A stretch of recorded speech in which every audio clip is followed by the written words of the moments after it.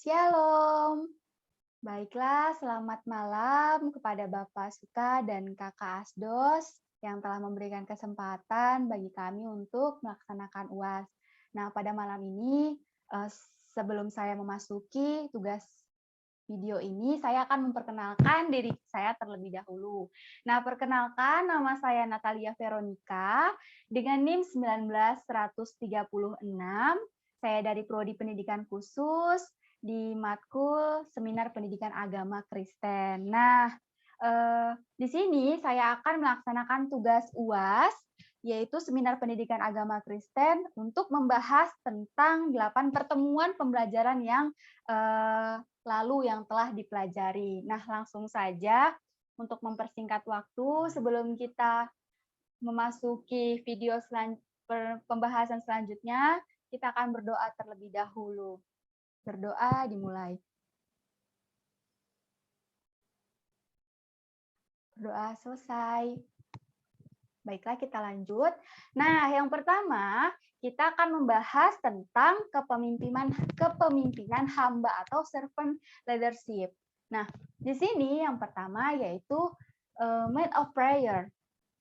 Di dalam Kisah Para Rasul 3 ayat 1 itu, nah di situ dibahas tentang clue. Nah, clue apa? Nah, clue yang pertama adalah orang yang suka berdoa, yang sering dipakai Tuhan adalah orang yang punya kontak dengannya.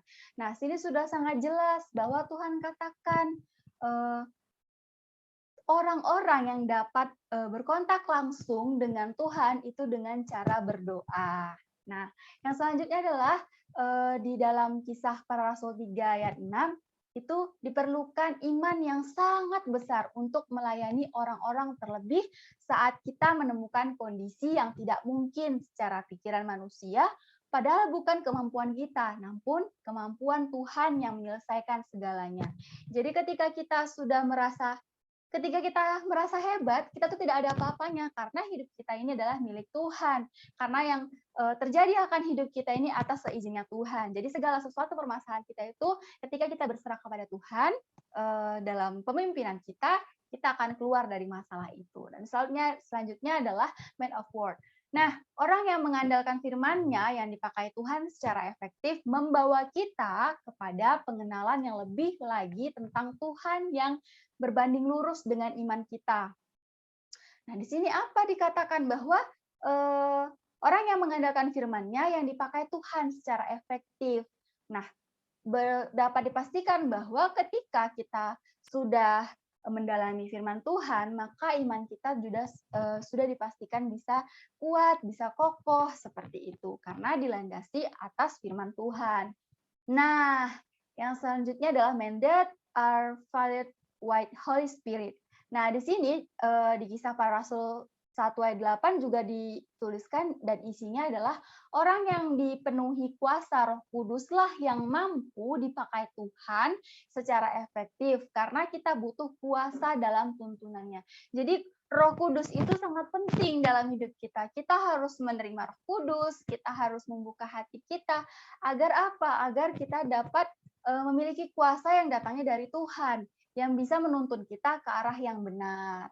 Nah, selanjutnya, kepahitan dan kebencian. Kita akan membahas tentang kepahitan dan kebencian. Kain adalah tokoh pertama yang berpaling dari kasih Allah melalui kepahitan, kemarahan, dan kebencian. Nah, di sini pertanyaannya adalah apakah kita mau seperti Kain, tokoh yang pertama berpaling dari kasih Allah? Nah, sering sekali kita melakukan sifat-sifat yang seperti ini, kemunafikan diri, amarah, dan cemburu. Nah, sebenarnya hal-hal ini, kepahitan dan kebencian ini akan membawa kita terjerumus ketika kita menjadi seorang pemimpin.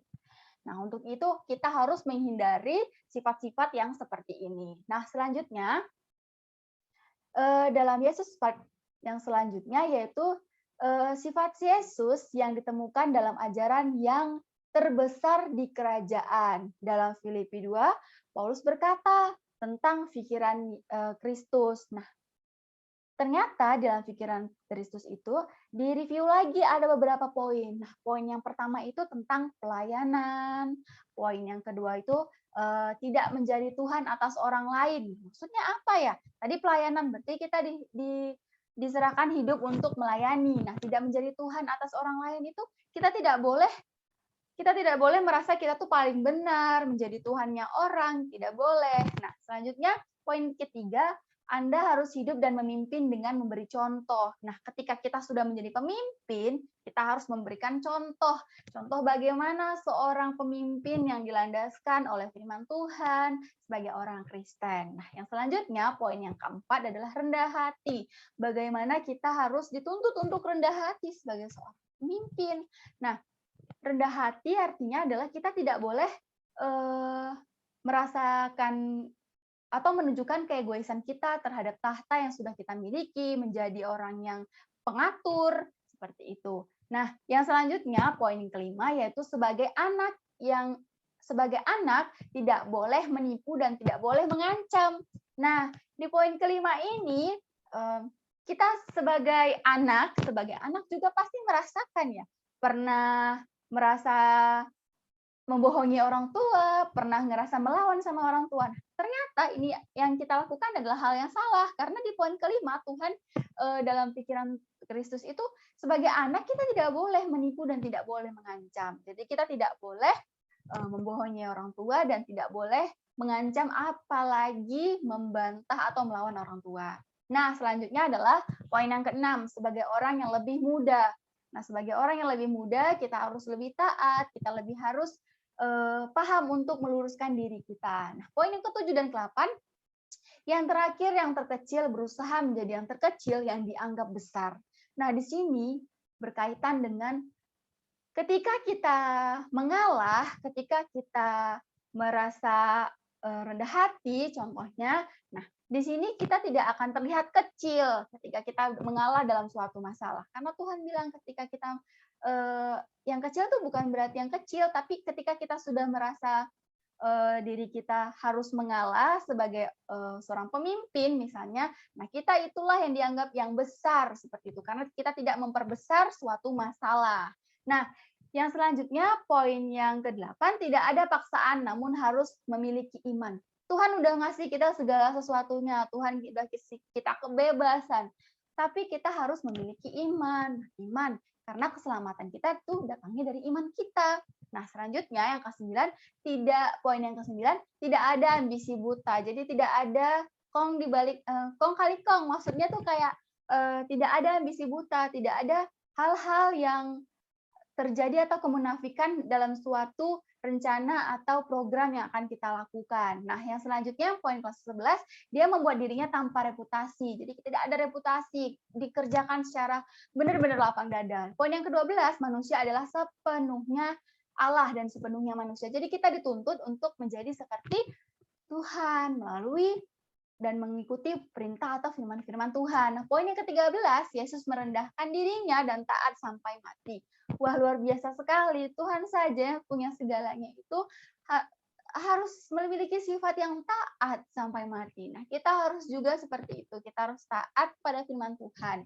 Nah, yang selanjutnya, poin yang ke-14 adalah kematian di kayu salib. Nah, mungkin tidak ada yang mampu melakukan ini, tapi Tuhan kita luar biasa. Tuhan kita rela mati di kayu salib untuk menebus dosa-dosa anaknya. Nah, selanjutnya, next, hak untuk memimpin. Nah, ini ada beberapa bagian. Nah, bagian yang pertama itu adalah aksi. Jenis pemimpin yang ingin diikuti dan dipersiapkan dan mempersiapkan diri kita untuk menjadi pemimpin. Nah, jenis pemimpin yang seperti apa ya? Nah, jenis yang pertama itu jenis pemimpin yang mampu membuang egonya. Nah, mampu membuang egonya, dia harus mengalahkan egonya, dia nggak boleh egois. Nah, selanjutnya jenis pemimpin yang diinginkan itu adalah jenis yang jadi pengikut yang baik terlebih dahulu. Jadi sebelum dia jadi pemimpin, dia sudah jadi pengikut Tuhan terlebih dahulu. Dia kenal Tuhan, dia mengikuti firman atau perintah Tuhan. Nah, yang selanjutnya, bangunlah hubungan yang baik. Nah, jadi seorang pemimpin yang diharapkan itu seorang pemimpin yang memiliki hubungan yang baik dengan semua orang. Nah, bekerja dengan unggul, bekerja dengan konsisten, maksudnya tuh unggul ya, tidak mengulur-ngulur waktu, tidak mengulikan orang lain, tidak menyuruh-nyuruh orang lain, seperti itu dalam kepemimpinannya. Tapi dia memiliki rasa integritas yang tinggi. Nah, bergantung dengan kedisiplinan bukan emosi. Nah, patut sekali ya, benar sekali karena pemimpin yang diharapkan itu adalah pemimpin yang disiplin bukan karena emosi. Ketika ada apa-apa yang disuruh ininya, kalau salah dimaki-maki. Nah, nggak boleh seperti itu. Jadi kita harus melakukannya dengan kedisiplinan yang penuh dengan Roh Kudus seperti itu. Tidak boleh dengan emosi. Nah, yang selanjutnya adalah membuat nilai-nilai tambahan dalam tujuan. Nah, nilai-nilai tambahan pastinya nilai-nilai yang berlandaskan firman Tuhan dalam tujuan kita agar tujuan kita ketika kita mencapai tujuan kita atau kita sedang berproses dalam tujuan kita, kita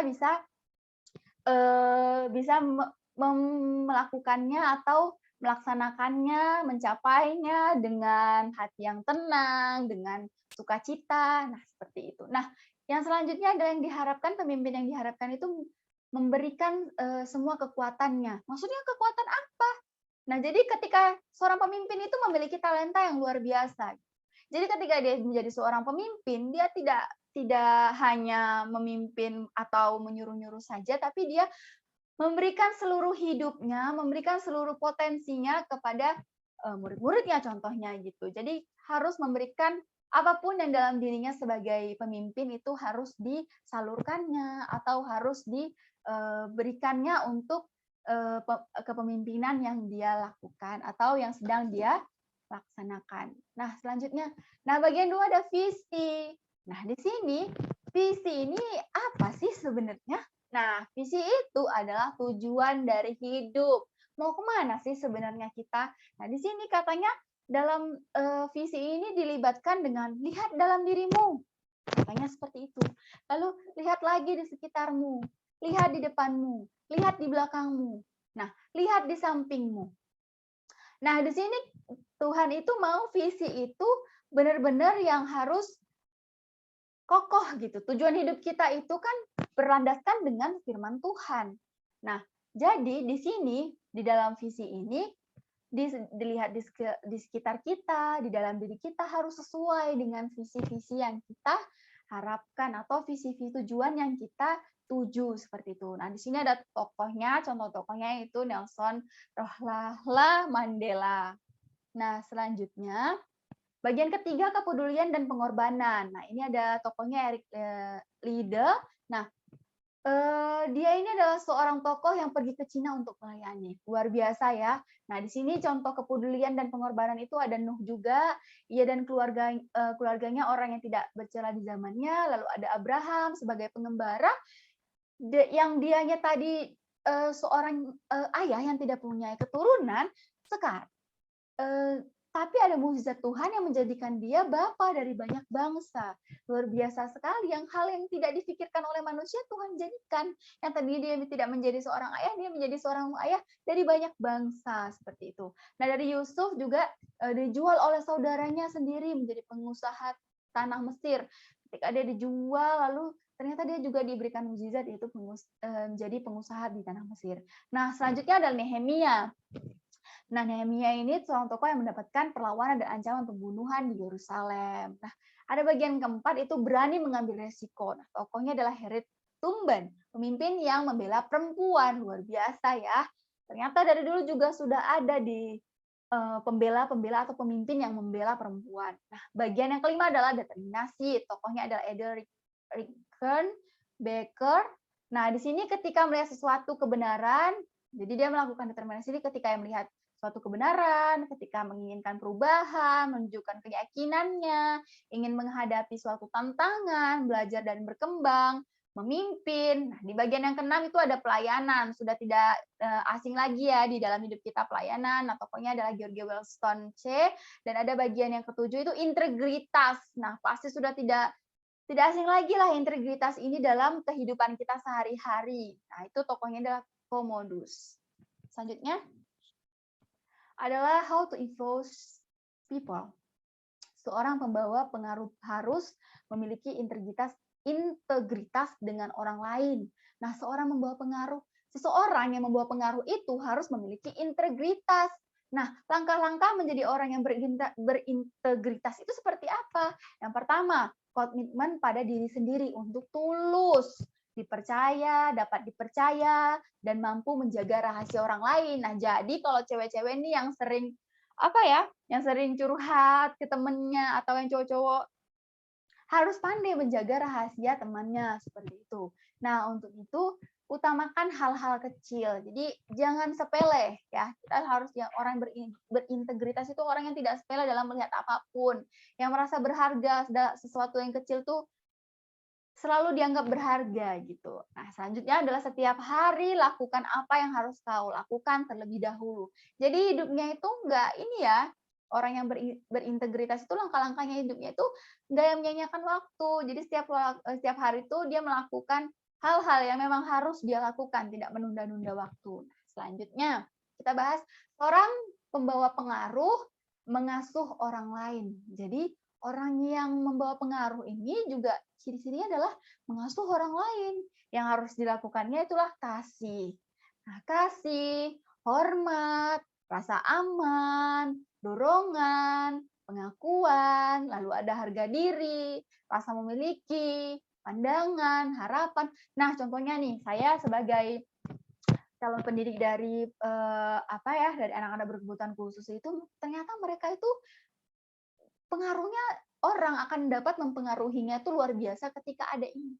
Ketika kita ada kasih dengan anak berkebutuhan khusus, ketika kita juga menghormati mereka, memberikan rasa aman kepada mereka, memberi dorongan kalau mereka itu anak-anak yang luar biasa seperti itu. Lalu kita mengakui dia bahwa mereka juga anak-anak yang pantas mendapatkan pendidikan, pantas mendapatkan pengakuan, pantas mendapatkan perlakuan yang sama dengan anak-anak yang lain.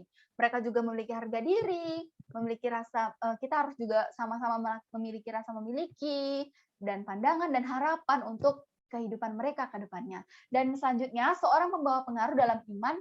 Nah, jadi seseorang fakta tentang iman banyak orang tidak percaya akan dirinya. Nah, ini luar biasa banget. Seseorang yang membawa pengaruh itu adalah yang memiliki iman. Jadi ketika ketika kita pengen nih dipengaruhi, nah kita kan dipengaruhi orang yang memiliki iman, orang yang memiliki pengetahuan, orang yang punya pengalaman. Nah, ternyata faktanya banyak iman orang masih goyah.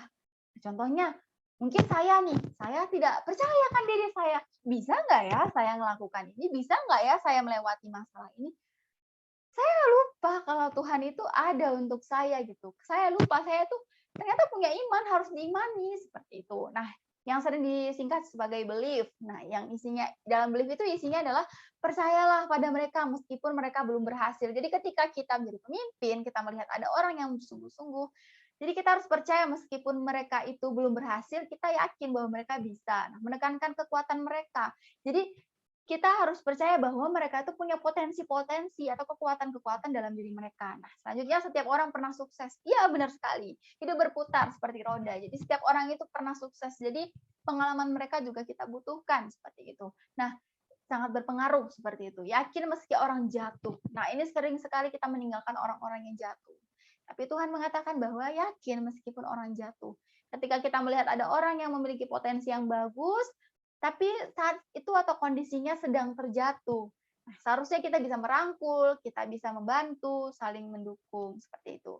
Terlibat dalam program. Jadi seorang pemimpin itu harus ya terlibat dalam programnya tidak hanya membuat program saja, tapi ikut melaksanakan program yang dibuat. Nah, selanjutnya tuh dorongan bermotivasi. Jadi memiliki motivasi dalam dirinya untuk memberikan pengaruh, nah, mengharapkan orang naik level. Nah, di sini adalah mengharapkan orang naik level ini adalah seorang pemimpin itu berharap atau mendidik seseorang untuk naik dari levelnya yang tadinya dia masih di bawah menjadi atasan seperti itu. Nah, kita next.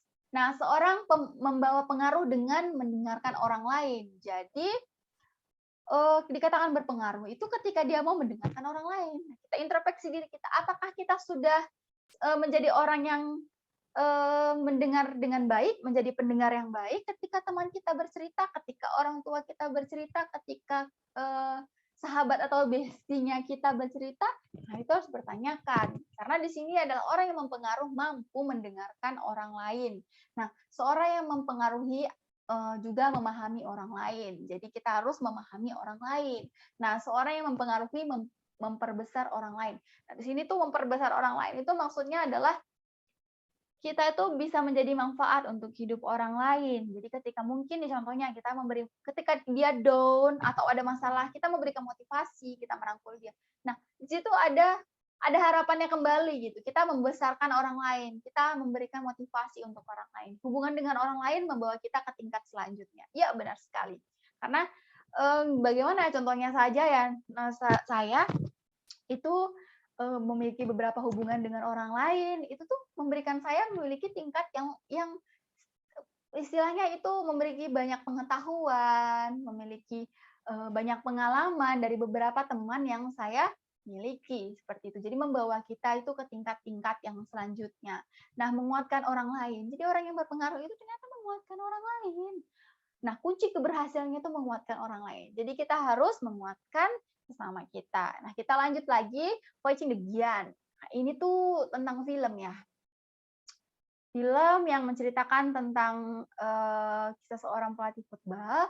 Nah, dia ini kehilangan salah satu timnya yang hebat, tim yang hebat, lalu kehidupan perekonomian keluarganya itu sangat sulit, lalu dia juga terancam dalam pekerjaannya, lalu dia sudah ekonomi keluarganya sulit, terus dia belum mendapatkan momongan atau belum mendapatkan anak di film ini.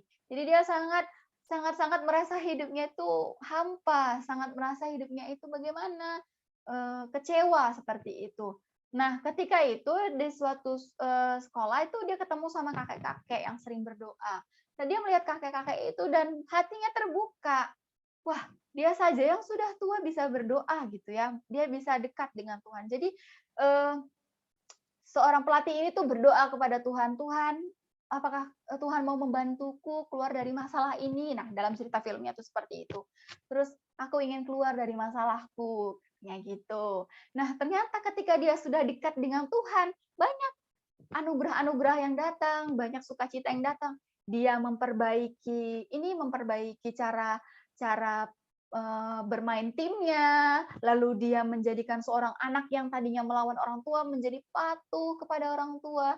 Nah, di sini luar biasa kan, dan dia juga bisa melewati masa-masa sulitnya di perekonomian keluarganya, dan luar biasanya lagi yang kita tidak dapat pahami dan tidak bisa dilakukan oleh manusia. Ternyata dia juga diberikan berkat mendapatkan momongan atau anak. Nah, hidupnya pun semakin sejahtera. Jadi sini kita belajar bahwa menceritakan kisah seorang pelatih yang memiliki perjuangan hidup atas keluarga, karir, dan hubungannya dengan Tuhan. Dari film ini kita belajar bahwa kita akan menang ketika kita bertahan dan mau berjuang, dan paling utama tetap berpengharapan kepada Tuhan. Karena rezeki, keturunan, segala sesuatu hanya dapat kita peroleh dari Tuhan Yesus saja. Meskipun kita saat ini memiliki banyak masalah, namun Tuhan tidak akan meninggalkan kita. Ketika kita percaya dengan iman, kita tidak ada yang tidak mungkin di dalam tangan Tuhan. Nah, dalam Wahyu 2 ayat 10 itu dikatakan, jangan takut terhadap apa yang harus engkau derita. Jangan takut, kata Tuhan, apa yang engkau derita saat ini. Sesungguhnya iblis akan melemparkan beberapa orang dari antaramu ke dalam penjara, supaya kamu dicobai, dan kamu akan beroleh kesusahan selama 10 hari. Selama 10 hari. Wah, hendaklah engkau setia sampai mati. Jadi Tuhan bilang, setialah kamu sampai mati, dan aku akan mengaruniakan kepadamu mahkota kehidupan. Tuhan minta kita cuma setia aja, setia sama Tuhan, ngikutin apa yang Tuhan mau, jalanin apa yang Tuhan berikan. Tuhan akan kasih kita mahkota kehidupan. Luar biasa sekali ya kata-kata Tuhan dalam ayat ini. Nah, kita next lagi, kita akan membahas tentang kesetiaan. Di Galatia 1 ayat 1-5 itu dikatakan, dari Paulus seorang rasul bukan karena manusia, juga bukan oleh seorang manusia, melainkan oleh Yesus Kristus dan Allah. Jadi, melainkan oleh Kristus Yesus Kristus dan Allah, Bapa yang telah membangkitkan Dia dari antara orang mati. Dan dari semua saudara yang ada bersama-sama dengan aku kepada jemaat-jemaat Galatia, kasih karunia menyertai kamu dan damai sejahtera dari Allah, Bapa kita dan dari Tuhan Yesus Kristus, yang telah menyerahkan dirinya karena dosa-dosa kita untuk melampiaskan kita dari dunia jahat yang sekarang ini menurut kehendak Allah dan Bapa kita, baginya lah kemuliaan selama-lamanya. Amin. Nah, selanjutnya Galatia 1 ayat 10. Jadi bagaimana sekarang? Apakah ku cari kesukaan manusia atau kesukaan Allah? Kita ditanya, apakah kita mencari kesukaan manusia? Apakah kita mencari kesukaan seorang pemimpin kita? Supaya kita dipuji-puji, supaya kita diangkat-angkat, atau kesukaan Allah? Yang Tuhan bilang, kamu meskipun jadi bawahan ataupun menjadi atasan harus ikutin firman Allah gitu. Karena Tuhan akan mengasihkan kita mahkotanya, mahkota kehidupan yang luar biasa seperti itu. Jadi kita dituntut untuk memilih. Nah, pastinya kita harus memilih kesukaan dari Allah. Nah, adakah aku coba berkenan kepada manusia? Sering sekali, pasti ada ya. Tapi kita harus berubah, kita pasti bisa. Nah, sekiranya aku masih mau mencoba berkenan kepada manusia, maka aku bukanlah hamba Kristus. Jadi udah dikatakan kalau kita itu hanya berkenan kepada manusia, kita tuh dikatakan kita bukan hambanya Kristus. Lalu untuk apa kita hidup? Dan kita ini kan miliknya Tuhan, kita dituntut untuk setia sama Tuhan, seperti itu. Jadi kita harus tetap menjadi kesukaannya Allah, seperti itu. Kita next. Nah, 2 Tawarik 7 ayat 3. Ketika segenap orang Israel melihat api itu turun dan kemuliaan Tuhan meliputi rumah itu, berlututlah mereka di atas lantai dengan muka mereka sampai ke tanah, lalu sujud menyembah dan menyanyikan syukur bagi Tuhan. Sebab ia baik, bahwasanya untuk selama-lamanya kasih setianya. Jadi Tuhan itu baik, bahwasanya untuk selama-lamanya. Kasih Tuhan itu, kesetiaan Tuhan itu selama-lamanya. Lalu 2 Tawarik 19 ayat 9 dikatakan lagi. Ia memerintahkan mereka, kamu harus bertindak dengan takut akan Tuhan, dengan setia dan dengan tulus hati. Jadi gini loh, kita pernah nggak sih takut sama orang tua kita ketika kita pulang malam, seperti itu. Mungkin ada kecemasan ya, ada yang aduh gimana ya kalau aku dimarahin kalau sampai pulang dari rumah malam-malam banget. Sebenarnya hal itu juga akan melatih kita untuk takut akan Tuhan gitu. Itu ada cerminan kita ketika kita takut sama Tuhan, berarti kita sudah sudah membuat hidup pastinya lebih takut kepada Tuhan, seperti itu. Jadi kita harus lebih takut sama Tuhan. Kita setia, kita dengan tulus hati kita. Lalu Yohanes 1 ayat 9 dikatakan lagi, jika kita mengaku dosa kita, maka ia adalah setia dan adil. Sehingga ia akan mengampuni segala dosa kita dan menyucikan kita dari segala kejahatan. Nah, jadi Tuhan minta kalau kamu mengakui dosa kamu, kata Tuhan, maka ia adalah setia dan adil, seperti itu. Jadi kita ketika membuat masalah, kadang suka gini, kadang aku membuat masalah Tuhan, besok aku nggak buat lagi, tapi dibuat lagi. Nah, itu adalah hal yang kita nggak boleh jadi anak-anak Tuhan yang munafik. Jadi kita harus benar-benar setia sama Tuhan. Kalaupun kita memang nggak bisa Tuhan, aku harus ngelakuin ini lagi. Sangkal diri. Kita harus bisa menyangkal diri kita. Nah, selanjutnya, 1 Timotius 1 ayat 12, aku bersyukur kepada Dia yang menguatkan aku, yaitu Yesus Kristus. Ya, benar sekali. Nah, Tuhan kita karena Ia menganggap aku setia dan mempercayakan pelayanan ini kepadaku.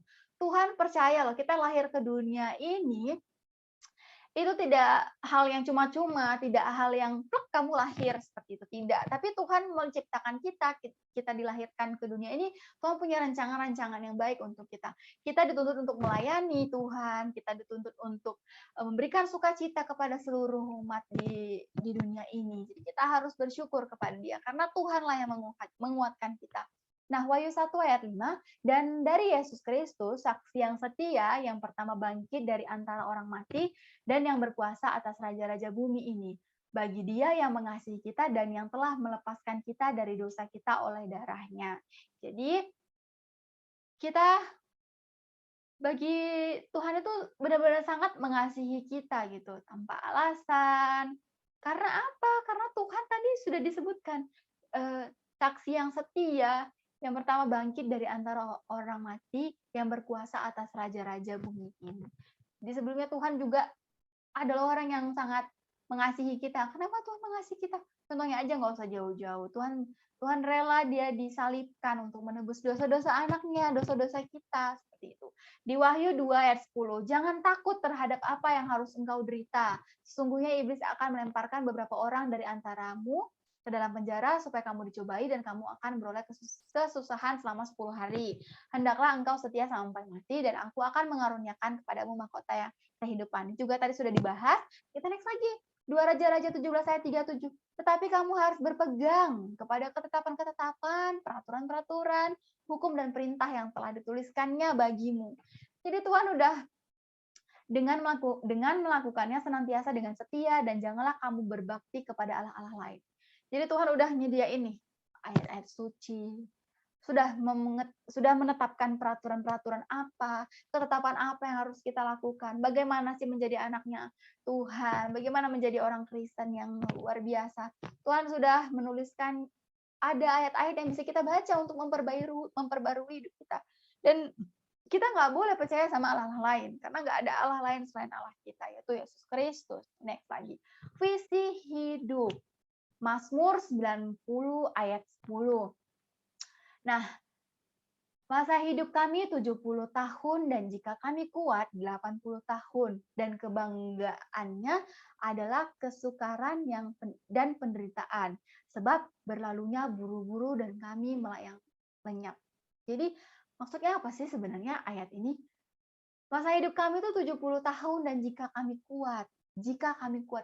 Jadi kita tuh nggak punya kekuatan lain selain dari kekuatan yang diberikan sama Tuhan. Umur, rezeki, tadi segala sesuatunya itu yang diberikan oleh Tuhan. Datangnya itu dari Tuhan. Jadi kita harus memiliki visi hidup kita yang sesuai dengan firman Tuhan, rancangan-rancangan yang Tuhan lakukan. Jadi bagaimana sih caranya kita bisa melihat visi hidup yang benar? Apakah benar ya visi yang kita alami ini benar-benar visi hidup yang datangnya dari Tuhan?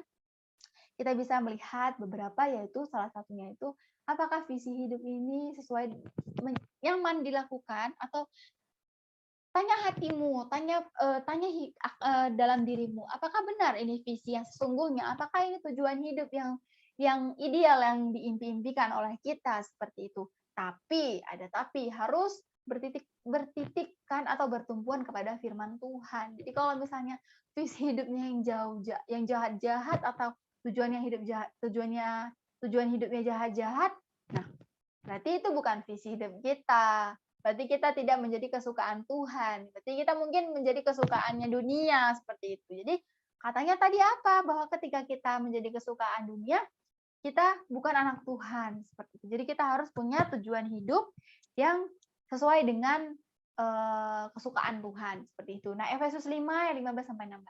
Karena itu, perhatikanlah dengan seksama bagaimana kamu hidup. Janganlah seperti orang bebal, tetapi seperti orang arif, dan pergunakan waktu yang ada, karena hari-hari ini adalah jahat. Luar biasa ya. Ini sangat menyentuh, sangat menyambut kita. Kata Tuhan, hari-hari itu emang jahat. Jadi kita jangan jadi orang bebal. Kita jangan jadi orang yang bertolak ya dari firman-firman Tuhan. Jadi Tuhan maunya itu, Tuhan menjadikan kita itu, Tuhan maunya kita itu seperti anak-anaknya Tuhan. Tuhan mau nanya sama kita, bagaimana kamu hidup? Apakah sudah menjadi orang yang arif? Apakah sudah menjadi orang yang berpengaruh kepada orang lain? Apakah sudah menjadi anak-anak Tuhan? Sudah hidup baru? Sudah mengalami Tuhan dalam hidup? Nah, itu dipertanyakan dalam hidup kita. Kita next lagi. Tujuan hidup manusia. Di sini sebenarnya sudah tertulis ya, 1 Korintus 12, 1-12. Nah, itu isinya ini aja ya, kita baca atau kita bahas. Yang pertama itu tujuan hidup manusia itu kita dirancang untuk menyenangkan Allah. Kita dirancang untuk menyenangkan Allah. Kita dilahirkan ke dunia ini untuk menyenangkan Allah, untuk menjadi kesukaan Allah, untuk menjadikan kehidupan kita ini berserah sama Tuhan. Nah, kita juga dibentuk untuk menjadi anggota keluarga Allah. Jadi benar-benar anggota keluarga ya. Jadi kalau udah anggota keluarga itu nggak boleh ada yang menyakiti, seperti itu. Nggak boleh ada yang meninggalkan, seperti itu. Kita diciptakan untuk menyerupai Kristus. Kita didesain untuk melayani Allah. Kita harus melayani Allah. Kita dibuat untuk sebuah misa. Lalu menentukan visi hidup bagaimana? Dengan doa. Minat, apa sih minat kita? Talenta kita. Tuhan kasih loh talenta dalam diri kita, dalam hidup kita. Nah, kita kita kembangkan, lalu kita tanya pendapat orang lain. Orang lain bisa loh melihat kita itu, kira-kira aku ini talentanya di mana ya? Passion aku di mana ya? Seperti itu. Nah, dari pendapat mereka kita bisa lagi cocokin sama diri kita. Oh iya benar, ternyata aku punya passion di sini. Baru perasaan damai. Ketika kita sudah mendapatkan, kita sudah doakan, ada minat, ada talenta, kita juga menerima masukan orang lain, damai nggak sama diri kita? Ketika benar nggak ya ini yang kita mau, visi hidup kita seperti itu. Nah, dalam Matius 28 ayat 18 sampai 20, Yesus mendekati mereka dan berkata, "Kepadaku telah diberikan segala kuasa di sorga dan di bumi. Karena itu, pergilah, jadikanlah semua bangsa muridku, dan baptislah mereka dalam nama Bapa dan Anak dan Roh Kudus, dan ajarilah mereka melakukan segala sesuatu yang telah kuperintahkan kepadamu. Dan ketahuilah, aku menyertai kamu senantiasa sampai kepada akhir zaman." Luar biasa ya, Tuhan bilang Tuhan akan menyertai kita sampai akhir zaman. Nah, di sini adalah the Great Commission, upah dosa, Roma 6 ayat 3, sebab upah dosa ialah maut, tetapi karunia Allah ialah hidup yang kekal dalam Kristus Yesus Tuhan kita. Tuhan udah bilang, sebab upah dosa adalah maut, jadi jangan pernah membuat dosa, karena dosa akan membawa kita ke dalam maut. Nah, tentang kasih, di Yohanes 3 ayat 16, karena begitu besar kasih Allah akan dunia ini, sehingga ia telah mengaruniakan anaknya yang tunggal, supaya hidup setiap orang yang percaya kepadanya tidak binasa, melainkan beroleh hidup yang kekal. Setiap orang yang percaya, jadi kita harus percaya. Ketika kita percaya, yakin, nah maka kita akan memperoleh hidup yang kekal, ketenangan yang hidup. Nah, Yesus satu-satunya jalan, Kisah Para Rasul 4 ayat 12. Dan keselamatan tidak ada di dalam siapapun juga selain di dalam Dia. Sebab di bawah kolong langit ini tidak ada nama lain yang diberikan kepada manusia yang olehnya kita dapat diselamatkan. Jadi nggak ada yang bisa menyelamatkan kita selain Tuhan. Nah, status kita, Yohanes 1 ayat 12 sampai 13, tetapi semua orang yang menerimanya diberinya kuasa supaya menjadi anak-anak Allah, yaitu mereka yang percaya dalam namanya, orang-orang yang diperankan bukan dari darah atau dari daging, bukan pula secara jasmani oleh keinginan seorang laki-laki, melainkan dari Allah. Kita ini dari Allah. Nah, anak Allah status kita.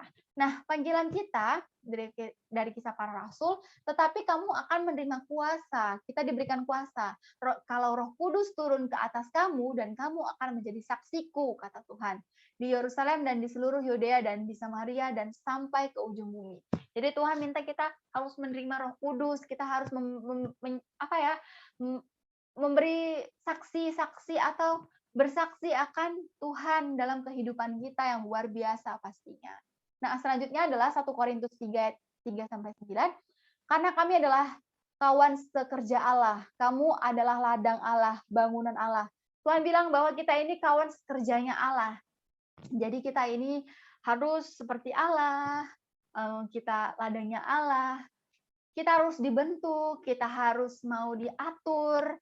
Karena kalau bangunan itu nggak mau diatur atau bangunan itu fondasinya nggak berlandaskan firman Tuhan, contohnya akan mudah runtuh, akan mudah goyah seperti itu. Jadi kita harus menyadari bahwa kita ini adalah kawan sekerja Allah. Nah, 2 Korintus 6 ayat 2, sebagai teman-teman sekerja kami menasihati kamu supaya kamu jangan membuat menjadi sia-sia karena karunia Allah yang telah kamu terima. Sebab Allah berfirman, pada waktu aku berkenan, aku akan mendengarkan engkau. Dan pada aku menyelamatkan, aku akan menolong engkau. Sesungguhnya waktu ini adalah waktu berkenan itu.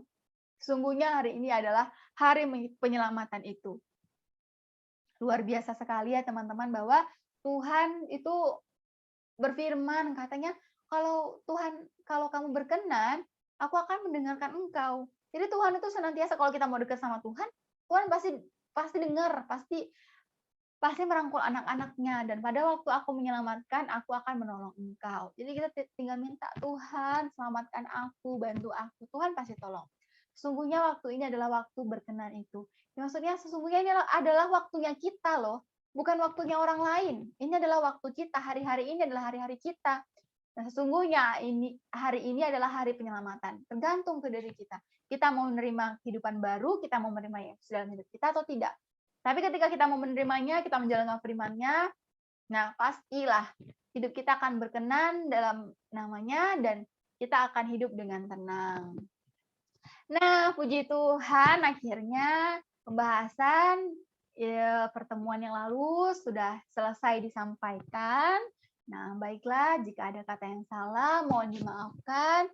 Saya Natalia Veronica dengan NIM 19136 izin untuk undur diri. Terima kasih kepada Bapak Suka, kepada kakak-kakak dosen yang bukan cukup luar biasa sekali setelah membimbing, memberikan respon yang baik juga, memberikan respon yang cepat ketika ada permasalahan dalam perkuliahan. Nah, terima kasih kepada Bapak dan Kakak Asdos yang selalu membimbing kami. Tuhan Yesus memberkati. Shalom.